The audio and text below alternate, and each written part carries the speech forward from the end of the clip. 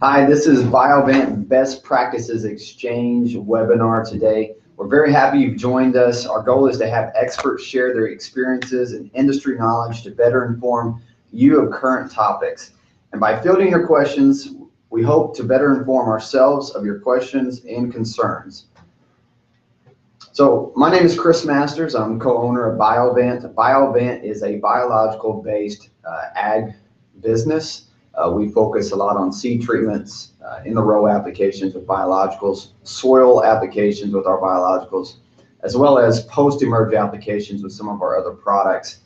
We work with growers to design programs based off of their current equipment, their needs, what they're looking for, whether it's dry land or irrigated environments. And then at the end of the year, we want to look and see how that progress play out throughout the year. So once again, we thank you very much for joining us today. We're very excited about moving through the topics and the speakers that we have today. Hopefully you can obtain some of the information and use that as a practical resource for your farming operation. Today I'm joined with Jeff Burton. Jeff is with Autoprobe.ag, Autoprobe Technologies.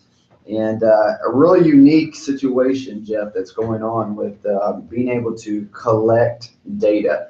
Jeff, if you don't mind, just tell us a little bit about yourself and give some background. Yeah, sure. So grew up on a farm in northeast Arkansas, 3,000 acre, basically corn, soybean, and produce operation, fourth generation.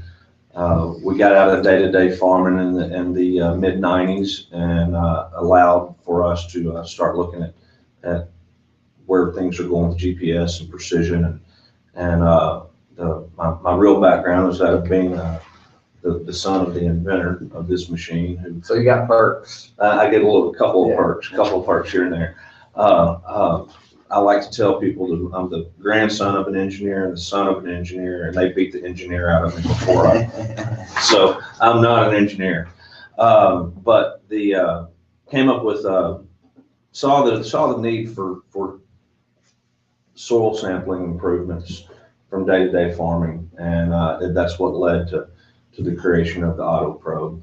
I moved on to a business development career in the internet industry in California, and when we got patents on this, moved back to Arkansas and took over. So when did the company actually get started? When did it, was it concept, and then when did it start to actually become reality? So the concepts basically started late 90s, and kind of the big aha moment of how this machine worked happened in 2000. There was several reiterations that were made of the machine, just with my father working on his own. And in 2006, we were able to raise our first round of capital and take it from a machine that was built in a shop to an engineering firm in Iowa that allowed us to take this to something that looks like something you can buy from a John Deere dealership. So obviously it looks pretty fierce. I mean, it looks like this is going to do some work. How does this really perform? How does it operate? So as I said, the aha moment, as you're looking at this picture, that track is a ground-driven track. It's being pulled behind in this instance, a 5000 series John Deere tractor. What happens is when you put that on the ground is driving it. And again, aha was, if you ever look at a track machine, that cleat stays in the same place on the ground, right, as the machine rolls over, moves over. So the aha was, wait, if that stays in the same place, that will give us the opportunity to push a probe into the ground and pull it up out of the ground before the track comes back up off the ground. Right. So we, with that, there's 17 feet around that track. We put 2 probes on it. It allows you to pull a core every 8.5 feet. We like to discuss or kind of talk about it in the form of grid sampling, just because it's as a standard, but it's you can use it in grid, zone, any type of sampling. But on a 2.5 acre grid, we're going to pull 40 cores as you're traversing that area of ground, as opposed to typically some guy pulling 4 or 6 and maybe at best 10 or 12. So let's talk about practicality. Let's say there's a 40 acre field. And we have GPS coordinates for the field. How does this data get uploaded into to where we know that these samples specifically came from? Yes, yes. So the operator shows up in the field. Typically, they have a boundary with them already. If not, we can draw the boundary or draw it typically instead of driving. 9 times out of 10, we always have the boundary. Gentleman shows up or your grower shows up, puts up his grid or whatever zones he's going to go through, takes off across the field. Again, just to stick to the 2.5 acre sample or example, it takes about 45 seconds to go from one end of that grid to the other. So we're pulling 40 cores and combining that into one composite sample in the cab. That's happening up in the cab. So the soil's being delivered in the cab next to the operator. And as he crosses a boundary line, the machine changes to the So the actual physical structure of the soil is being delivered in the cab. It is. So if you imagine a combine driving through the field and you got a steady flow of corn or soybeans or whatever, it's very similar from the standpoint of you have a steady flow of soil. Yeah. That's coming into the cab, and it's engineered to where little dust can get somewhat dusty if it's really, really dry, but there's been over a decade of engineering and refinement into this product, and we're just now really starting to bring it to market. So this is a go-to-market product. Exactly. We've spent since 2008 until about now working with some large ag retailers and others that allowed us a really large footprint to go out and I don't know about yourself, but everybody I ever talk to, they say my soil's different, or it's different where I'm from than. And we came up against that when we first started. So we said, well, let's just go as much everywhere as we could. So we've sampled over 600,000 acres with it to date, and with the technology and about 22 different states. Okay, awesome. Well, so Jeff, how has the precision changed the demands placed on the soil? And then with that, how have sampling techniques evolved to meet this need? Well, that's a good question. So as far as how they've probably evolved, as far as how they've evolved, basically from where we were is a guy doing going out and doing it by himself or hiring somebody to do it. They're pulling 4 to 6 cores by hand with a hand probe.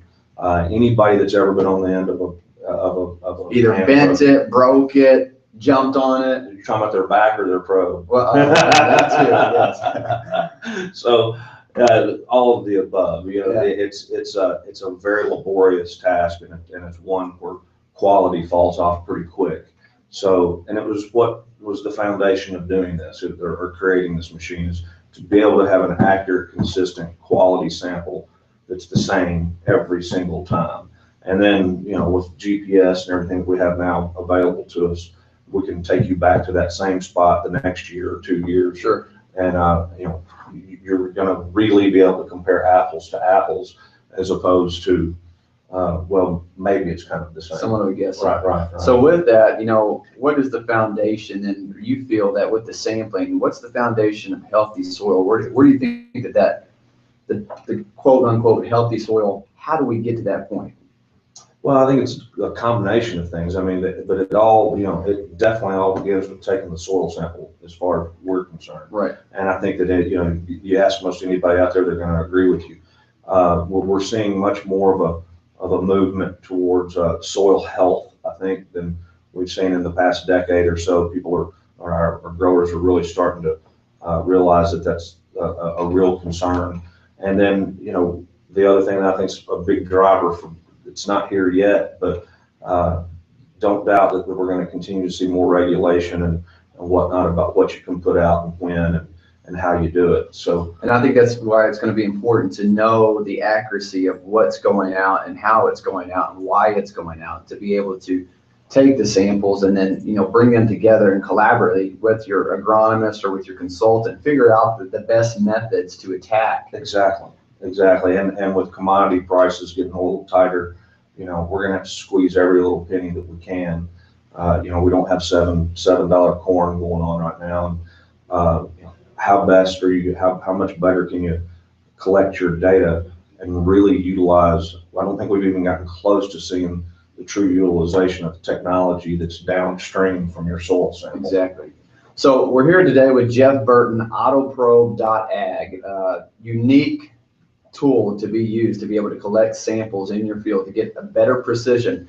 And that's where it's headed. It's data, it's precision, it's accuracy. And, if you're tired of sending your grandkids or some local high school kids out to jump on a metal probe and take some samples and get more accurate, I think this is the way it's moving to be able to do that. It is. And I'm glad to be able to be here with you and talk about the fact that we're now in the stages of where we're ready to be selling these to farmers and agronomists and consultants and really expand their data collection. Sure.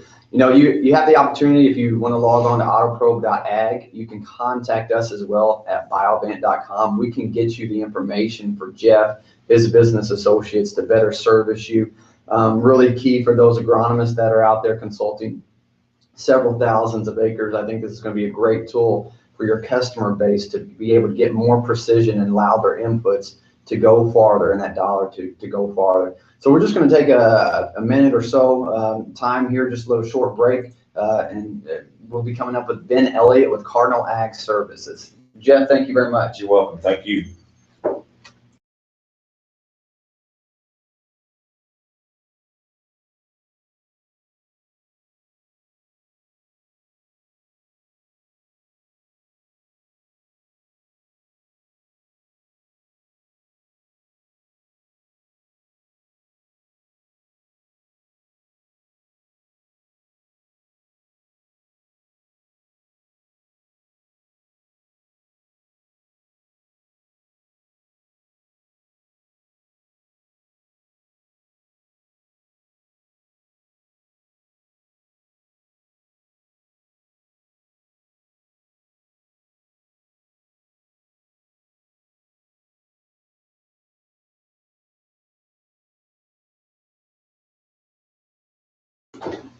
Well, thanks for staying with us. We're here today, Biovant's Best Practices Exchange. We really want to offer the growers, the viewers, the ability to inform themselves about new techniques and new tools in the industry. We're here today with Ben Elliott with Cardinal Ag Services. And Ben and I met about 4 years ago. We really didn't have any business relations until the last year, and it's been a good connection that we made, and Ben offers a lot of soil agronomy and microbiology additions to what our products and different angle to our company. But Ben, you have a company that's based out of Illinois. Do you mind to just tell us a little bit about yourself and how you got into the industry? Yeah, well, I grew up on a farm in West Tennessee, and I can remember even at an early age kind of questioning why my dad would do some of the things he would do, and maybe an example would be year-to-year fertility would never change, and I'd wonder why that was. So from an early age, I always had questions about why we did what we did on the farm and how we could get the best out of that. But I went to college at the University of Tennessee and Bethel University in West Tennessee, and went to work for a formulator for a few years and really gained a lot of good, valuable experience through that. But my passion was always to be out in the dirt and see what we could change as far as making dirt into good, healthy soil. And that's kind of the path I've been on for the last several years now. And it's really working out in that we are able to bring a package of goods or a package of services to growers now that I think as an industry, it's been difficult for us to put together for a good, true understanding of what all is actually out there for data collection and what they're doing fertility-wise. Right. Cardinal Ag Services is broken into two different divisions. We have a financial services division that offers precision risk management policies, and we also offer some lending options and stuff like that on the financial side.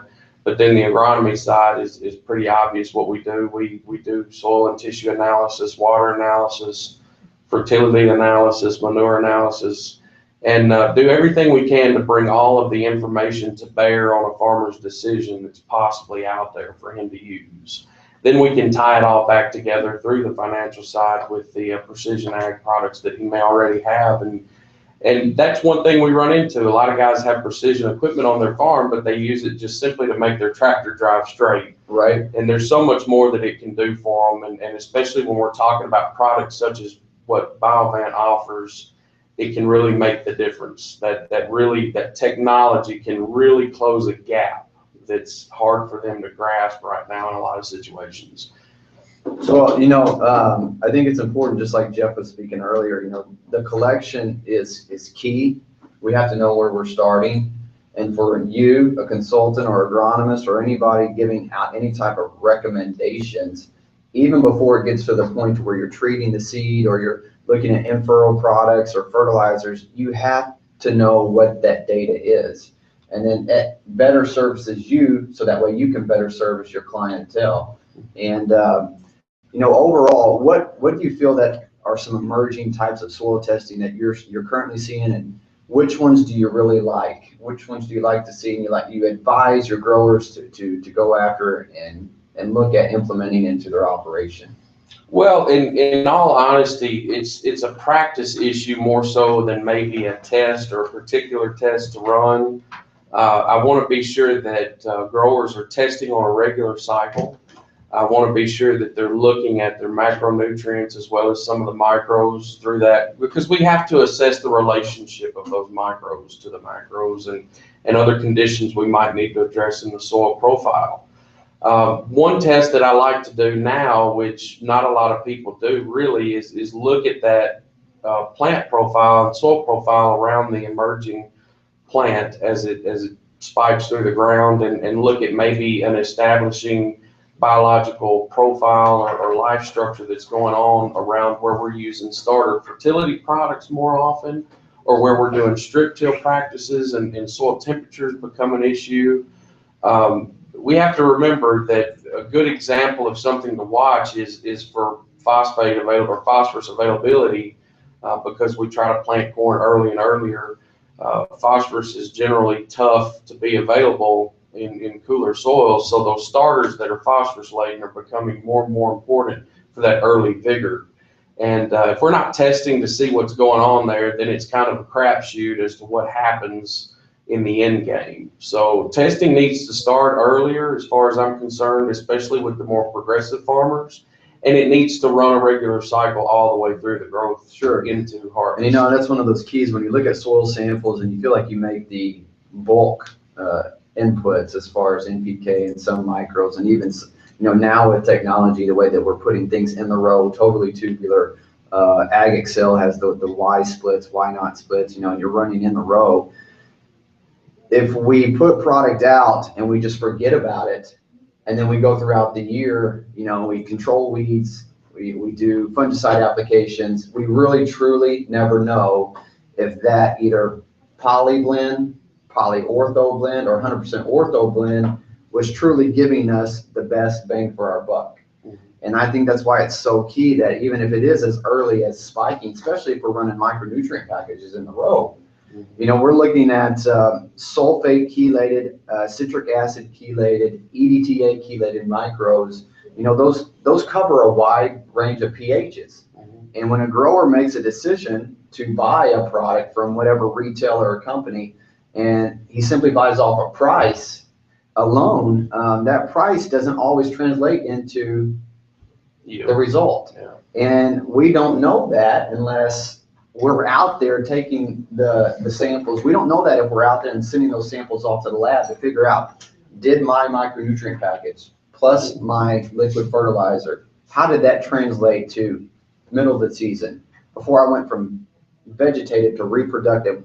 Where was those peaks? Where was those valleys? You don't know that unless you're taking the sampling. Yeah, and obviously, Chris, a lot of the times, through Mother Nature's regular cycle, once we establish plant growth, if we get into a cool wet condition or a hot dry condition or a hot wet condition, the needs of that plant can change within a small window of time. And if we're not really watching what's going on consistently throughout that growth of the plant, then we don't understand the impacts of one, the fertility inputs that we select, and two, the effects of weather on those fertility inputs as the plant changes needs. Sure. So we have to watch that very closely. Well, you know, when you get the demographics, you talk about guys in the South, you move closer to the Midwest, and then you go farther north. There's GDU, there's heat units that are required. So, I mean, the change from one vegetative stage to the next, that could be a 5 to 7, it could be a 3 to 5, depending upon what maturity of throughout the year of that plant. So if you don't address the deficiency, if we're not out there sampling, I mean, sometimes you got 24, 48 hours, Right. and boom, you're going to the next stage. Right. And we know how it is. You cannot go back. You got to try to stay ahead of the game. Right. And that's where our yields, that's where breaking the yield barriers, that's where getting more involved with your crop as it's growing. That's where we need growers to take the initiative, which many are. Now they're starting to find different tools to be able to do that. Take the initiative, take tissue sampling, take soil sampling, even in season, take soil sampling. See how those anhydrous or the urea or the UAN applications, how that is playing out throughout the year. Mm-hmm.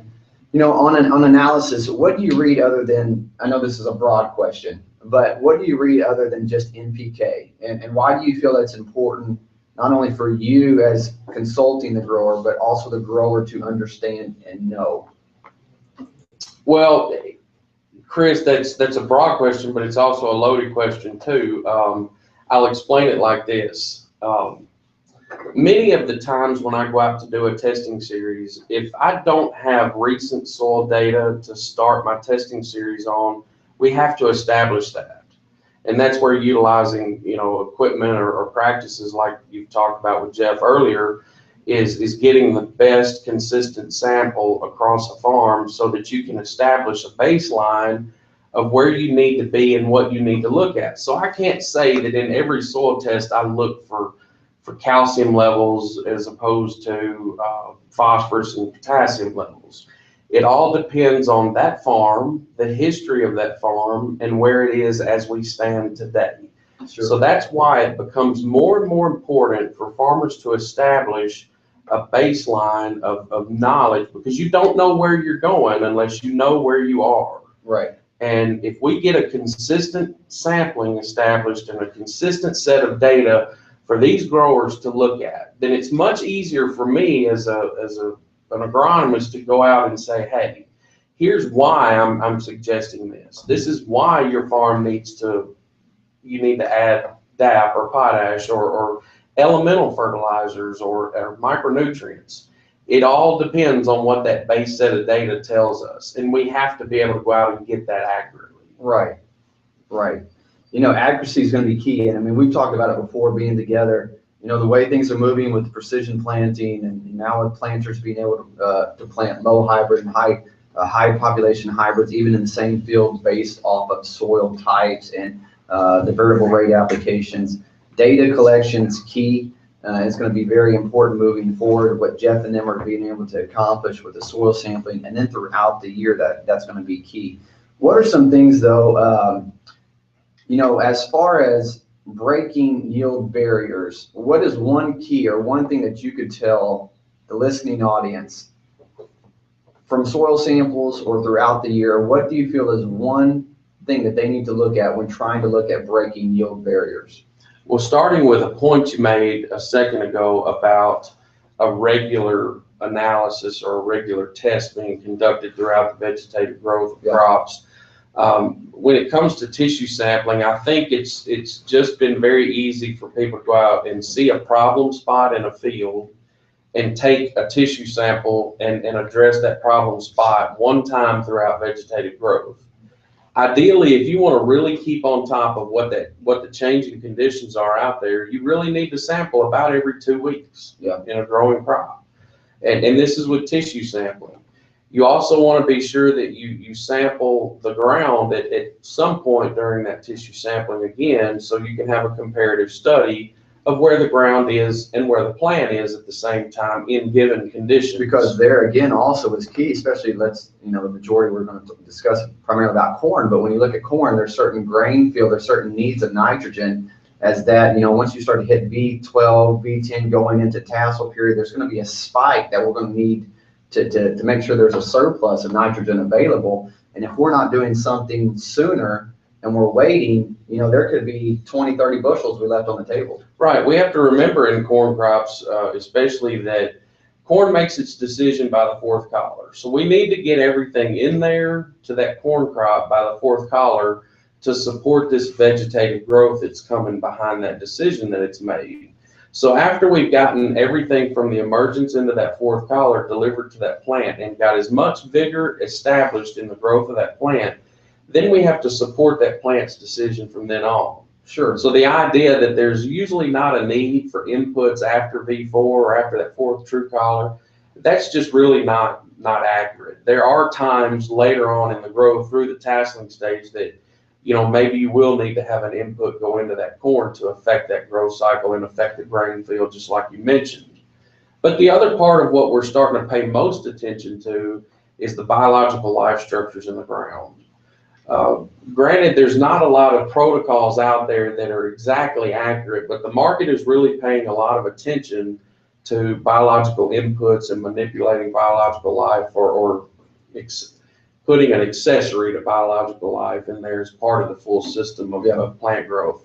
So we're looking more and more at that every day. And with Cardinal Ag Services, we look at it early on. So we want to establish testing cycles in the fall after harvest. And we want to look at that time too. And if we have to go into a digester program, we can maybe custom fit a digester program behind corn, so that you get more bang for your buck in return of nutrients to the soil that way. The other side of it is during growth, when we use starters and when we input biologicals like Biovance chemistries, then during that growth cycle, we want to look right next to the crop in the row and under the root structure and really around the root structure to assess what that biological life system is doing. And even though there may not be a standardized test in the country across many different labs, we look at it from a point of counting populations and seeing if the populations are staying where they are, or they're growing, or are they going away. Right. And that gives us a good idea that we're either treating the biological life systems right or we're not. Mm-hmm. So then we're changing things to affect that a little bit differently as we can. Sure. If anybody has paid attention to Biovant and kind of been on our site and looked at some of our biological products, you'll know that we really look at fertility. We look at inputs such as herbicides and fungicides, insecticides, and tillage, weather. That all influences biological activity. And I wanted to address it. You were talking about looking at how those inputs, macro, secondary nutrients, and trace minerals, how those are influenced. How many times do we see a soil sample, and we read the soil sample, you go throughout the tissue, you take tissue samples throughout the year, and then the end result is obviously some type of yield that we get off of that crop, whatever crop it is, the yield in production. But once we start to put in biologicals, we start to see that our yield averages begin to increase because we're supplementing what synthetics cannot bring to the table, allowing our soil profile to now become a manufacturing facility in the soil. We have in our biological products, look at BioRed. BioRed is one that allows surface bacteria to settle on the surface to capture atmospheric nitrogen. We have those that get into the surface of into the soil and hold ammonia ions, convert ammonia ions. Ammonia goes to ammonium and ammonium to nitrate form. And nitrate is the most uptaken form of nitrogen that the plant will use. But learning whether it's anhydrous or whether it's urea or UAN, those are all key in how the biologicals collaborate with those inputs. But we can start to see our soils begin to make us money by putting in a true biological. And that's the buzzword. That's what things are happening right now in the discussions going on. What are you seeing? What do you feel is the valuable aspects of biologicals being used for a grower, whether he's dryland, whether he's irrigated? How can a true biological, such as BioRed, come into play to begin to make him money? Well, obviously, the first thing that comes to mind is the fact that like Biovant focuses on a holistic picture of biological life. So we're looking at both anaerobes and aerobes, Right. and we tend to try to bridge that gap. I have to remind people that it takes a long time for these life systems to naturally replace and return to a very vigorous state. But in the end game, they all bring about making maybe nutrients that are locked up in the soil profile plant available into plant available forms. And sometimes it does not take but a very minuscule amount of plant available nutrition to affect the difference in the yield you see through the crop. So we can't think about this from the more material we add, the better off we are, because it's all about an efficient system. It's all about bringing balance from the aerobic and anaerobic side of microbes, knowing what we have in the soil that may be locked away or sequestered that we can break free and make available, and not that it's going to happen in one application. Sure. There's no magic bullet here. This is just sensible science going into our soils. Right. And we have to take this with a systematic approach and do things incrementally to increase and improve upon making soil locked nutrients available to our plants, returning plants and biomass to nutritional form back to our soil. Infiltrating and increasing water holding capacity is a very important part of this. And also, when you increase water holding capacity and you increase biological efficiencies, you tend to see things like soil capillarity change and more oxygen and CO2 movement through the soil profile. And like I said, it's not, you're not going to walk out one day and see your soil bubbling or flashing off something. It just takes very small changes in that biology. And that's what I want to talk about. 96% of what a plant needs is going to come from Mother Nature: hydrogen, carbon, and oxygen. The other 4% that we're dealing with is what we as companies and fertility companies really get to advise the grower on, to say, listen, 2.7 of that 4 is NPK. 1.3 are the secondary and trace minerals. So we have 4% that we get to manipulate somehow, some way. Are we doing that efficiently? Are we allowing that to do efficiently? If we were able to make the 96% work a little bit more efficient, and that's done through biologicals. You start to look at the Krebs cycle, the nitrogen cycle, the carbon cycle, mineralization. Everything that comes through functionality has to cycle through the soil. Right. And that soil, whether it is quote unquote healthy or unhealthy, is driven by biological activity. And that's where I think moving forward, not only have we started to look at it with the seed companies, they're putting on inoculants. This started several years back. The very first understanding that we had about any biological was mycorrhizal fungi. Mm-hmm. And that was one of those things that helped us get the branching and the movement of the root system, and allowing us to have a larger capacity of a root mass, and then became azotobacters and rhizobiums. And of course, we know legumes, they fix their own nitrogen. And then we're starting to learn more and more in the industry about the importance. And that's where I want to, the viewer to understand is bacteria and fungi are great, and they're huge in the functionality and the benefits of the soil. But if that's all we focus on, if that's the only thing that we look at, it's just bacteria and fungi, what's going to happen is we're going to create a major imbalance in the soil. The thing is, you are what you eat. If you just eat one thing all the time, then you're going to be nutrition deficient. You're going to have other symptoms come up, whether you start to grow another ear, or your hair starts abnormally grow, something weird. Or a big belly. Hey, something happens. So you're saying I need to quit eating There's bread. a reaction, yeah. So, we can't focus just on bacteria and fungi. And that's the thing. Biovant products, when you look at BioRed and BioFlex, BioGold, you're going to purchase a product that's not like it on the industry. And I don't want to give you this salesman pitch right here on this, because I'm sure everybody hears this. It's something that's different. But the thing about it is, you have to look at, outside of earthworms and the natural life that's in the soil, you have to look at actinomycetes, algae, bacteria, fungi, and protozoa. Those 5 major functional groups need to operate at its most efficient capacity. And there are certain standards as which poundages of each of those should be in a healthy a healthy Right. soil. This is not something that Biovant just created or just thought up. Right. This is actually something that comes from the universities. Universities understand and realize we need poundage of this group, poundage of this group, and so on and so forth. If we just focus on fungi, that's great. We're going to see some benefits. But over a period of time, that fungi is going to become so saturated that now it's going to start eating the bacteria. It's going to start eating the actinomycetes, the algae, the protozoa, and then we have no life except for just fungi alone. Right. And that's where we create the imbalance. And it's important to look at the whole system approach.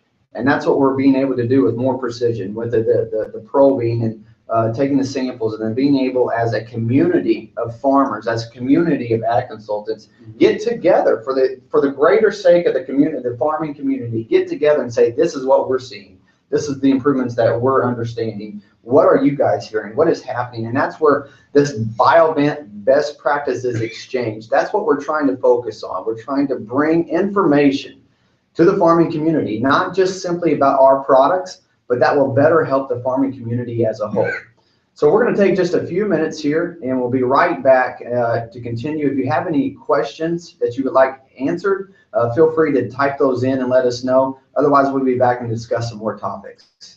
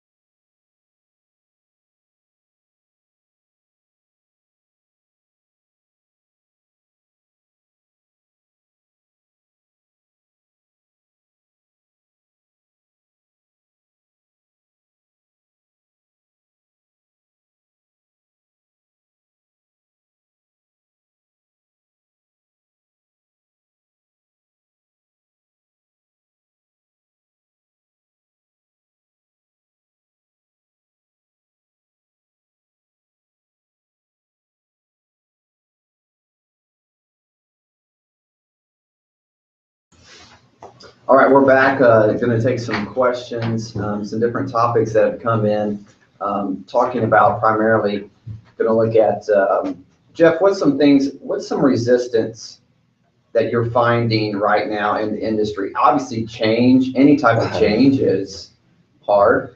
Why are you taking my answers? Sorry. No, actually, that is truly one of the biggest aspects of it. You know, we introduced this machine to folks, and when they see it, it's a no-brainer.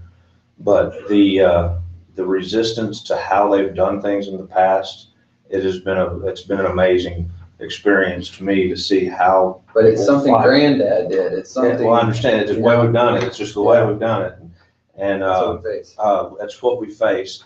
I do see that the mindset is changing. You know, we've seen in the last 5 years to the last decade, you know, all of this technology come to the farm when it comes to positioning and variable rate and implementing that on the farm. That there's more of a dialogue and a conversation around, you know, how do we make it even better? And I think that's more so now than ever, and we're going to continue to see that with commodity prices. Sure. You know, looking at the sampling and the importance of the sampling, you know, Ben, the biggest thing is, you know, you got a guy who's got a low CEC, he's got somewhat acidic environment, he's got low organic matter. What's the value? I mean, I could answer this, but I want to get your input. The value of true organic matter and the ability to be able to raise that. By raising that organic matter, what are we as a community, from production, from health, gaining from being able to raise that? Well, again, Cardinal Ag Services looks at this from a 3-point perspective. One is water efficiency and water holding capacity. Two is going to be biological efficiency as well as fertility efficiency. That's point number 3.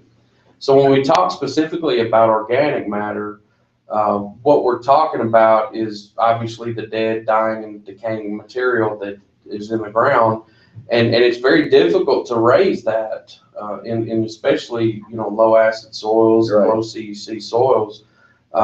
So we have to implement some out of the box practices that could be cover cropping, that could be maybe a litter program or something like that to have an immediate increase of organic matter. But it also comes back full circle to the biological life structure in the soil. If we're just adding 1 or 2 components of that 5-group system that we actually need to bring into balance there, then that turn to organic matter is going to be just as slow. We're not really doing anything to improve the efficiencies of that. So again, going forward, the biological agronomy that's becoming more and more of an interest to people are ways to affect that change quicker and put a more hardy organic matter together so that we don't lose it as fast and increase CECs. And I was watching online, USDA, there was a gentleman with USDA, and he was talking about this span of how we can raise organic matter by 1%. And based off of just his information that he was giving, they were looking at a 15-year span. With cover crops, as of right now, that's been one of those topics, cover crops, and then selection of the cover crops and how we use them, how we kill them, and how that benefits the overall health of the soil. 15 years, though, I mean, that's dramatic. We've got to come together as a community, a farming community, and figure out we can't. In 15 years, we're going to be looking at 2030. Our needs and our demands are going to be so high that we got to find that span and somehow come together and get that to a lower lifespan to where we can now start to see increases within 3 years, 5 years. We did some studies this last year, 2014, with just simply the biologicals alone, with our biological dietary supplement and our sugars from Biomate. We were able to look at some soil samples within a 5-month span, being able to raise those by 0.2 to 0.3. One field that we had 0.3. So, I mean, that was in 5 months. What can we do over a year period of time? But you know how it is. Ben, you've been there. This is a microwave society. We're all about right now, we need immediate. And that's a prolonged, somewhat of a delayed gratification of getting results in 2 years, 3 years. But like we're talking about, breaking the barriers of the mindsets of what granddad did, what dad did, in order for us as a farming community to increase our production, we got to bring in new technologies. We got to break the mind barrier of just staying stuck in our ways. That's what they refer to as insanity, Jeff. You ever been insane?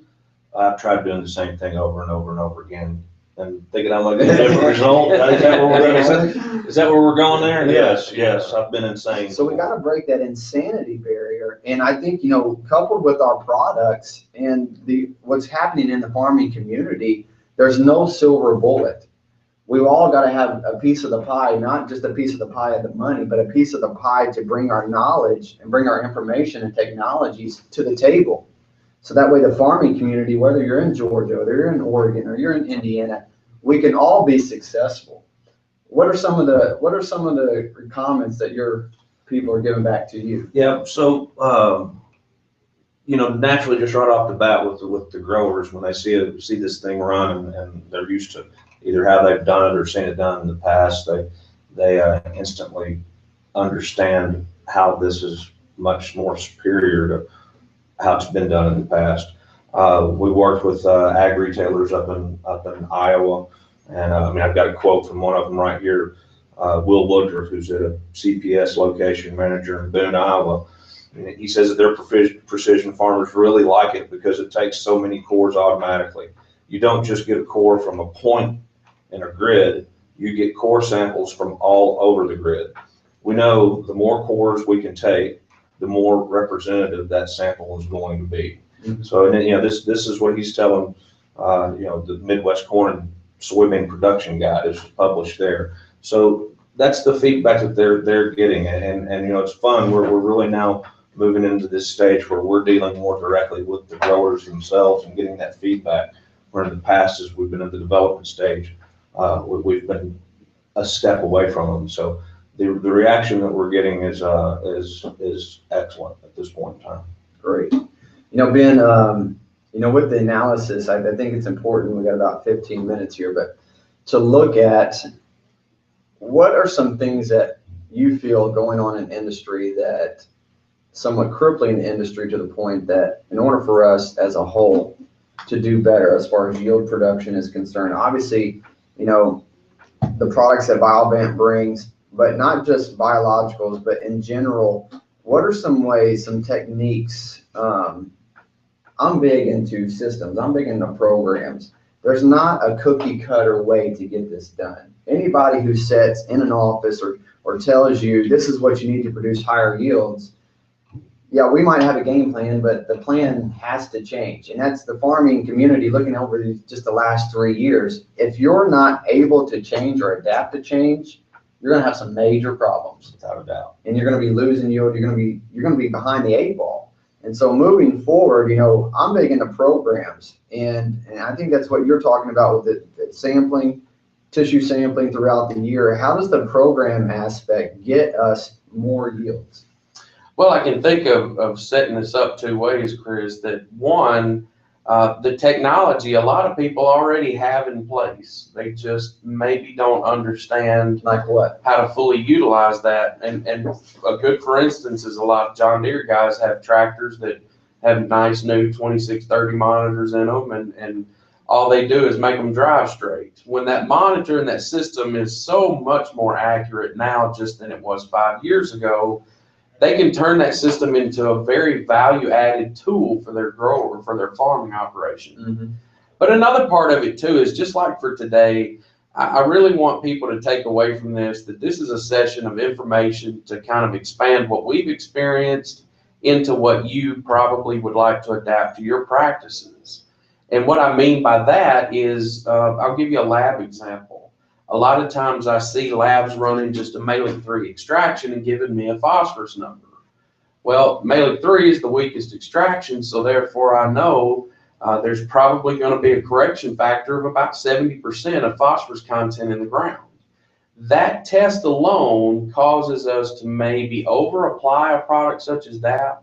So I want farmers to begin to think about that and really start seeking information like we have here today, to get the ball rolling, to get the wheels turning, and seeking out this information, because only with the understanding of the tools that they may already have in their hand can they start really affecting change in their soil, which that's where yield starts. Yeah. Yield starts in the soil. And some information that I leave out with everybody is kind of use an analogy as if you're talking about a child that was just born. When that child's born, you don't lay all of its food and water for the rest of its life out in front of it and expect it to do the best it can do when that child's life expectancy is 70 years. Yeah. We have to do that every year with plants. And every year we do that, so many growers tend to throw everything they can at a crop and expect the end game of that crop to be as much as it can do. Yeah. And that's just simply not the case. And again, this is all information that I hope we get some wheels spinning today so that guys start looking into advanced practices and how to adapt what's already there on their farm. They would be very surprised if they just could think about this and assess where they are, equipment and land-wise, to the difference that could be in their farm 5 years from now. Sure. This is why it's here, where we title it as Best Practices Exchange. This is an exchange of ideas, it's an exchange of successes, it's an exchange of failures, how we learn from those failures to make a success, turn lemons into lemonade. And that's what we have to do as a farming community. One of the things, talking about change, I got to hear David Hula speak at a meeting last year. And for the longest time, Ben, it's when you go out and you look at corn production, you look at the end of the year, once it's starting to get black layer, the corn starts to dent. And that was just one of those things that it was just a common thing throughout the industry. Corn naturally dents. And David brought up the topic at the beginning of the year working with us. He said, I'm going to move in such a way to try to get the corn not to dent. And I know that one kernel, if I can make it bulkier, bigger, heavier, what does that do? It raises my yields. And David, used a lot of the BioMate product that we have, and that's 4 sugar complexes with 2 different strands of bacteria that aid in carbohydrates and energy. And he was able to implement that, whether that was pre-plant, in the row, side dress, and with his UAN foliar applications, pretty much every time he was going across the field. And he testifies to this to the point that he saw less denting on his grain, that he hit the record in 2013 of 454. So those are just topics and ideas that, breaking the norm, breaking the barrier. Maybe we get 2-3 years into this, Jeff, and this is becoming a norm for guys. Let's hope. And let's hope that we need it. We need it because, it all, I think we've said it several times, it comes back to the soil, and it all begins in the soil. And, the data that we're pulling now from a soil sample, there are several factors that can skew that, but having a good, consistent sample, you've got to start with the best possible collection that you can. And, if you're out doing it by hand, more power to you. Just be consistent with what you're doing. I'm a fan of what we've got, but no matter how you're doing it, consistency is key. Sure. I'm gonna look at the website just for a few minutes if we can. I want to show some things. We have you can contact us at any time to get with Jeff, get with Ben. Collectively, we like to work with you. But as far as our products is concerned, I really want to discuss some of the products that we've talked about. Has been the BioRed and the BioGold. That has been our soil application of aerobic and anaerobic microorganisms. That's with and without the presence of oxygen. So, you could potentially look at some extremes between drought and then too much water, flooding. We don't want those to happen. But the good thing about the BioGold and BioRed technologies is that we have aerobic and anaerobic microorganisms that still function in those extremities. One of our biggest things that I really encourage growers to look at is our seed treatments. Our seed treatments are really turning to give a great return on investment, 4-to-1, as much as sometimes 10-to-1 return on investment. Pentalex Aqua is a great product to put on a seed, primarily where we're looking at corn seed on that product, whereas when we started getting to legumes, we really switch and look at the BioFlex product. That's a biological inoculant. Pentalex Aqua is more of a synthetic material. Overall, the first 30 days, breaking that seed coat and starting the germination, starting the root initiation, starting to dormancy break of that seed is so key in how it gets off to growing effectively. And you can see here, there's a picture. This was put on some wheat. We had the BioMate, the BioFlex, and BioGold and Assist 45 were put on the soil. But just the overall root mass, the root structure, you can see the corn picture there a little bit down. You look at the color of the stalk. You got the plants on the left. That ended up to be a 14 bushel difference at the end of the year for that grower, simply with the BioFlex product. And some guys say, listen, I can't put seed treatment on my seed. I don't have the opportunity. The co-op won't do it. I don't have a seedsman that'll put that on. We can put product in the row. It's a different plan of attack. It's a different way to approach that. But if you're looking to break some yield barriers, I encourage you as a grower, seed treatments have got to become a must moving forward. We feel like we have a strong presence and profitable return on investment with our seed treatments, no matter what the crop is. We can look at cotton, we can look at certain vegetables, corn and rice. Seed treatment's key, also in the row applications. You can also view on our website some video successes, hear from some of the growers that have been using the product. These are the Stroh brothers out in Oklahoma. They were able to achieve some out-of-the-box results for such an area demographically that doesn't see good results. I mean, you're talking about some of the reddest dirt you've ever seen out in Oklahoma. Back in 2013, Perry Galloway was able to hit an Arkansas record for that year. We've been able to work with David Hula, and we've been able to work with some of the high 2014, some of the national and world record growers in the NCGA were able to achieve some high yields with our products.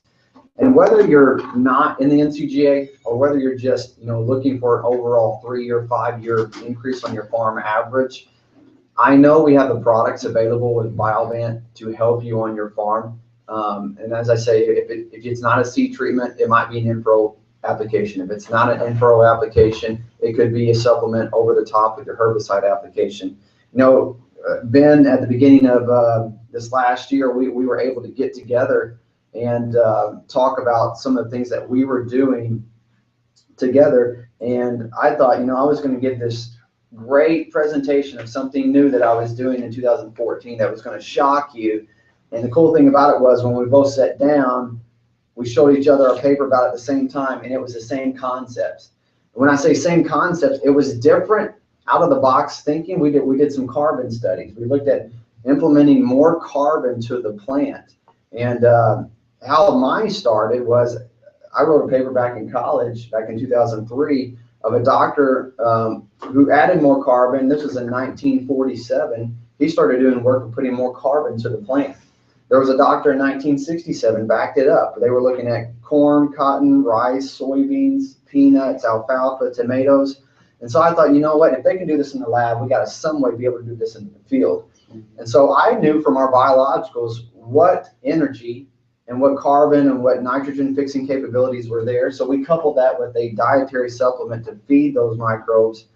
And, that in 2014, our trials at V6 just by itself, nothing else for the fertility, but at V6 on that application, we had a 30 bushel increase across our averages.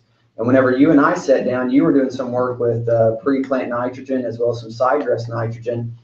And we both had the same concept. I was approaching it from foliar. You were doing it more soil-based. And to be able to sit down and see, man, this is some different things that nobody really else is addressing. You don't probably get these in the ag retail places. You don't get these concepts. You don't get these discussions. Not that it's not happening there, but in order for us to break these barriers, we got to look at the industry as a whole. We got to find new ways. Ben, just briefly, what are some things that you saw from that carbon study?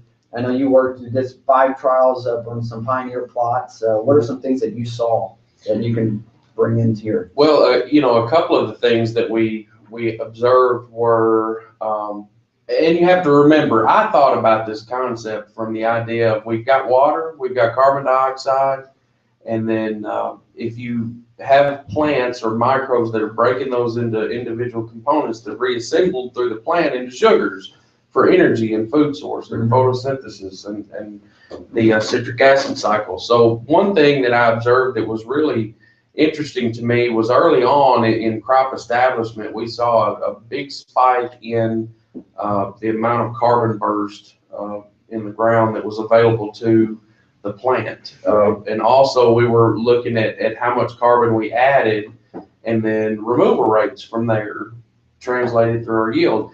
And we always, in every test, we had a positive result. Now, some were greater than others depending on our carbon source and depending on exactly how much weather was interfering with that, whether it was cool or hot or wet or dry.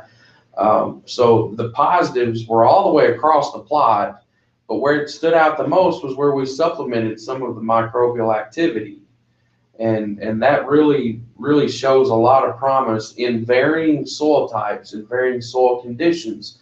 So this was all done on very rolling hill farms. And so we have, nutrient scavenging places where there's an abundance of something or some residual in the ground that doesn't exist 100 feet north or south or east or west of it. Right. So we got to look at this across a long profile of soil and different conditions all at the same time. And it really proved that we were headed in the right direction.